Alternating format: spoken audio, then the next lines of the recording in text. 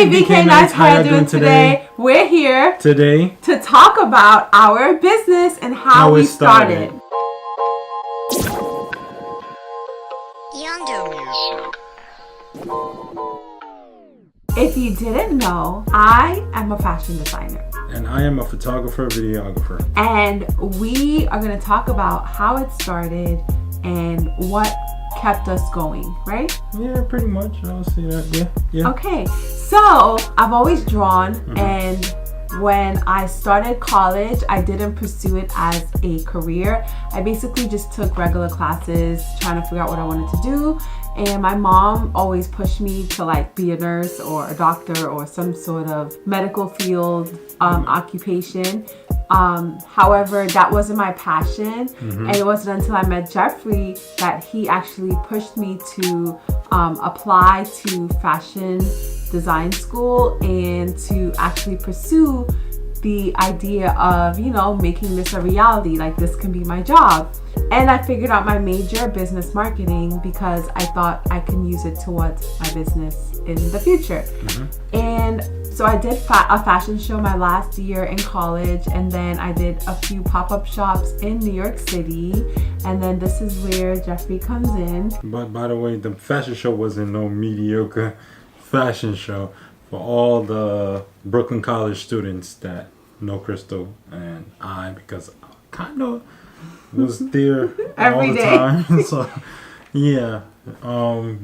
know how that fashion show went.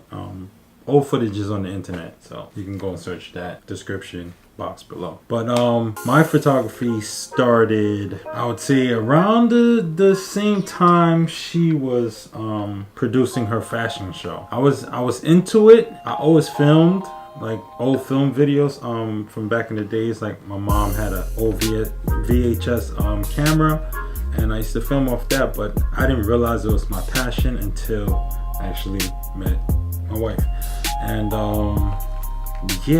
so I started pursuing it because obviously seeing her being motivated, you know, to do what she wants to do in life, pushed me into that world as well, because I started off with a blog site, and that blog site started taking off. And once that blog site reached a certain level, I felt confident enough to apply myself to learn more.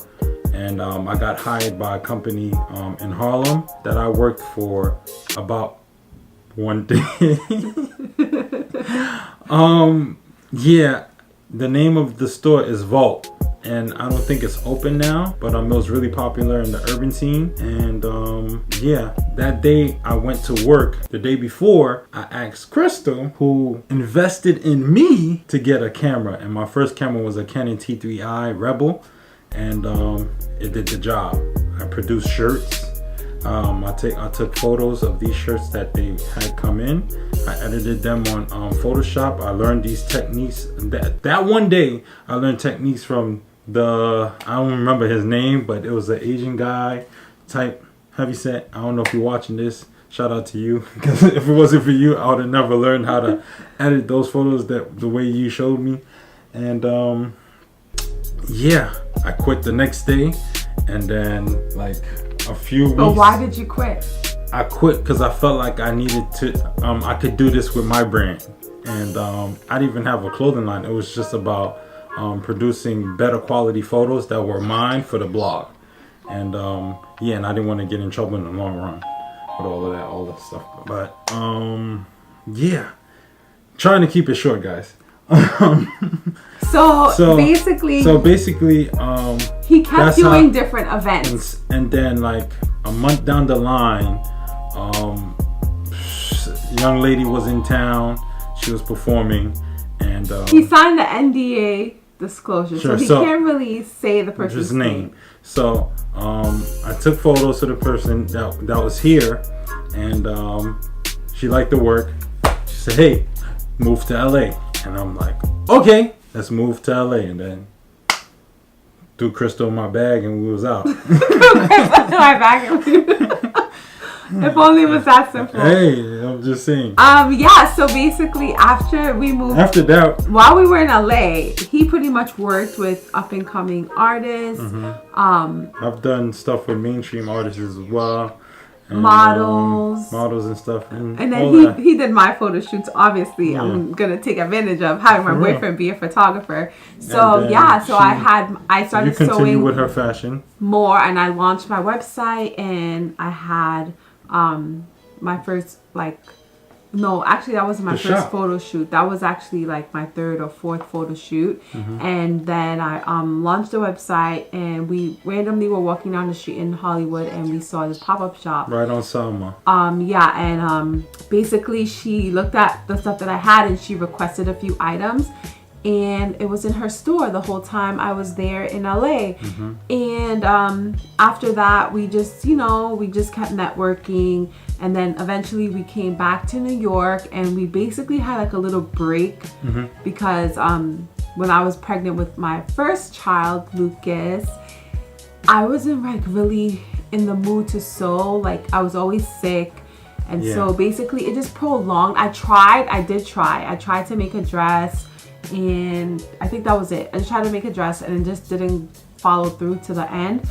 And then after that, it was like, oh no, I skipped something. What you skip?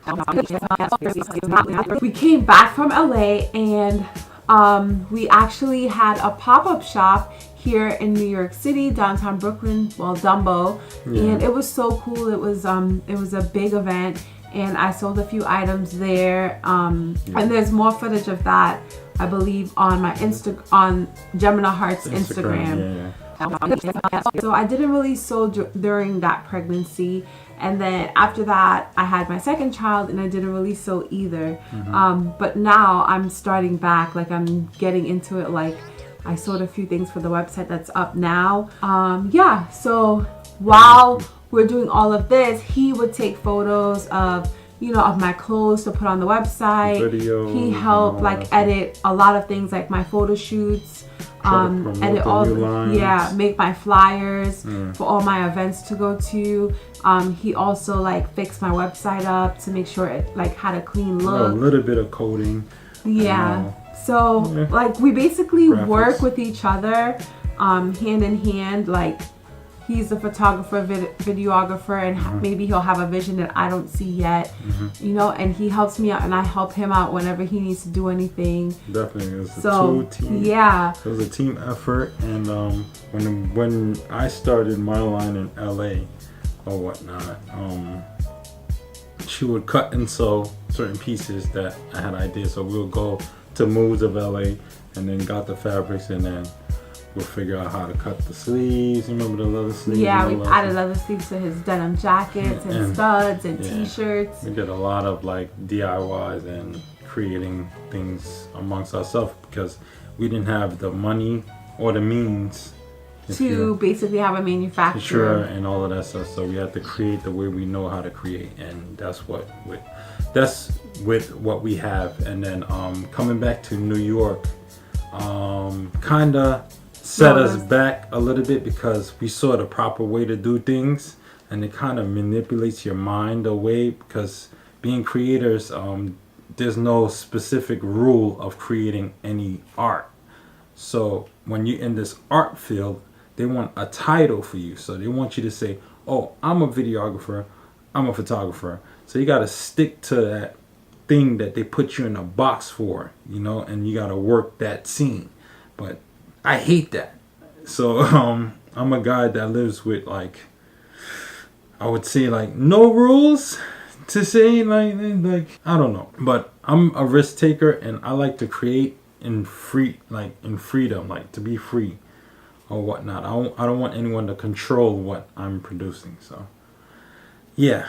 So eventually, I went off on a tangent. I'm sorry. If we go back, hold on. Sorry, I'm sorry. I'm sorry to cut you.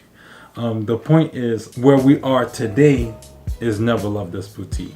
And so if you go back to him saying that in LA, sorry, not in LA, before he moved to LA, that he wanted to maybe have his own clothes and put it on his own, in his own shop and his own website.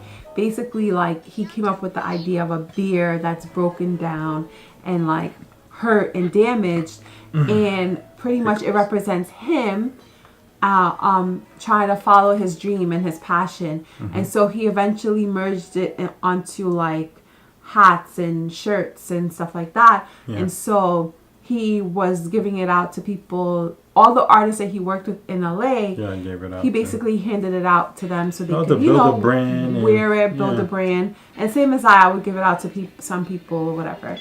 So we both had our own individual websites, and we just decided that maybe we should just merge it into a shop for up and coming artists, similar to like. Shout out to Noel.